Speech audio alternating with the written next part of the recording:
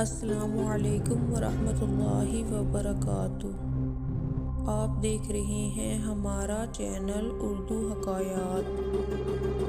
آپ سب سے درخواست ہے کہ اس ویڈیو کو دیکھنے سے پہلے ہمارے اس چینل کو لائک اور سبسکرائب کر دیں تاکہ ہمارے نوٹیفیکیشن پر وقت آپ تک پہنچ سکے۔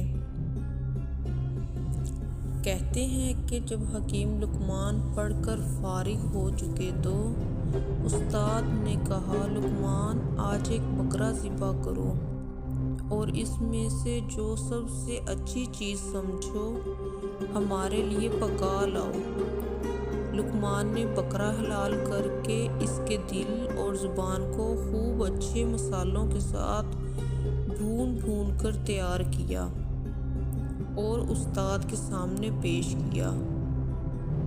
استاد نے جب کھایا تو حکیم لقمان کی تعریف کرتے ہوئے کہا کہ لقمان آج تم آدھے پاس ہو گئے ہو۔ دوسرے دن پھر استاد نے امتحان لینا چاہا تو حکیم لقمان سے کہا کہ آج پھر ایک بکرا ذبح کرو اور اس میں سے جو سب سے بری چیز پاؤ وہ ہمارے لیے تیار کر کے لے آؤ۔ حکیم لقمان نے پہلے کی طرح بکرا ذبح کیا اور پھر دل اور زبان ہی کو چن لیا، مگر اس بار اس طرح سے پکایا کہ زبان میٹھی پکائی اور دل کڑوا، اور پھر دونوں کو ملا کر استاد کے سامنے لا کر رکھ دیا۔ استاد نے کھایا تو بدمزہ پا کر بولے، لقمان آج کیا پکا لائے ہو؟ حکیم لقمان نے جواب دیا کہ حضور وہی دل اور زبان جو آپس میں موافق نہیں۔ استاد نے فرمایا، جاؤ اب تم بالکل پاس ہو گئے ہو۔ حکیم لقمان نے دونوں دفعہ کیسی اچھی چیزیں چنی۔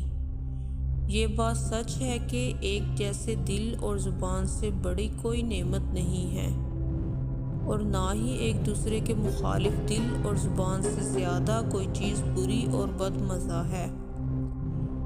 جس آدمی کا دل اور زبان نیک ہو دنیا بھی اس کی عزت کرتی ہے اور اللہ تعالیٰ بھی اس سے خوش ہوتا ہے، اور جس کی زبان میٹھی اور دل برا ہو دنیا بھی اسے اچھا نہیں سمجھتی اور اللہ تعالیٰ بھی اس سے ناخوش ہوتا ہے، بلکہ وہ انسان خود بھی کبھی خوش نہیں رہتا۔